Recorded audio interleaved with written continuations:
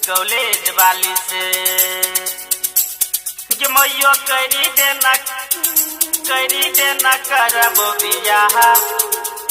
College वाली से कि मैयो करी देना करबो बियाह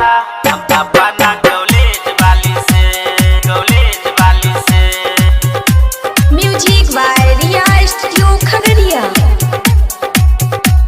कॉलेज वाली से कि मैयो करी देना करबो बियाह अपना कॉलेज वाली से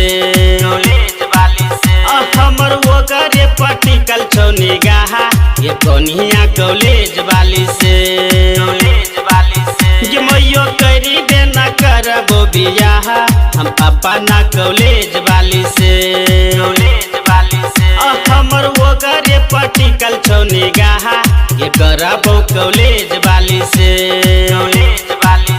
हे गे माय मैनी जो न हे गे माय मैनी जो न हे गे माय कॉलेज वाली से कि मैयो करी देना करबो बियाह हम अपना कॉलेज वाली से हमर वो करे पटिकल छौ निगाह ये करबो कॉलेज वाली से कॉलेज वाली से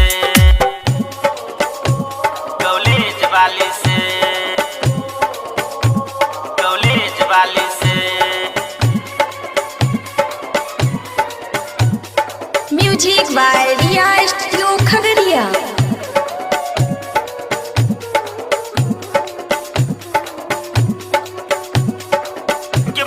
डीजे संजय राज अपना कॉलेज वाली से चौका चूल्ही अखोर ये नहीं जेतौ करतौ घर के सब काम गे चाल चलन आ तू से नहीं पड़तौ बैठ के कोरी है आराम गे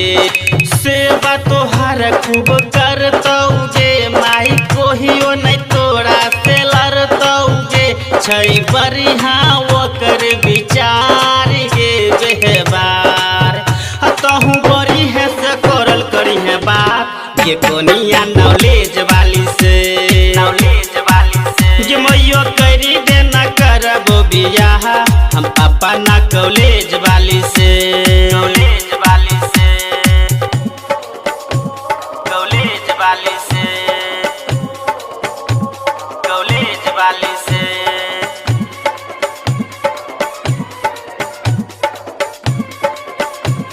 music by Riya studio Khagaria.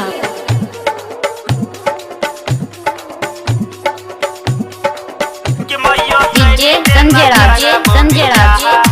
अपना कॉलेज वाली से ओकरा एहन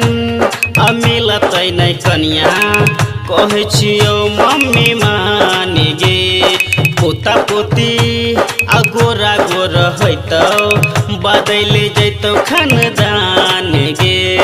राइटर खल ठुटा देखने छौ जैसन रविश के कोनिया वैसन छौ माही जल्दी से करे सेट नहीं करे लेट आ किसन प्यार के लागो बड़ी डोर ये कोनिया दहेज वाली से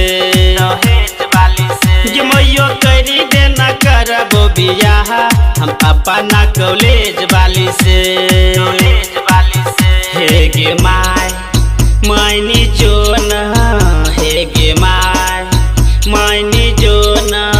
हे गे माय कॉलेज वाली से कि मैयो करी देना करबो बियाह हम अपना कॉलेज वाली से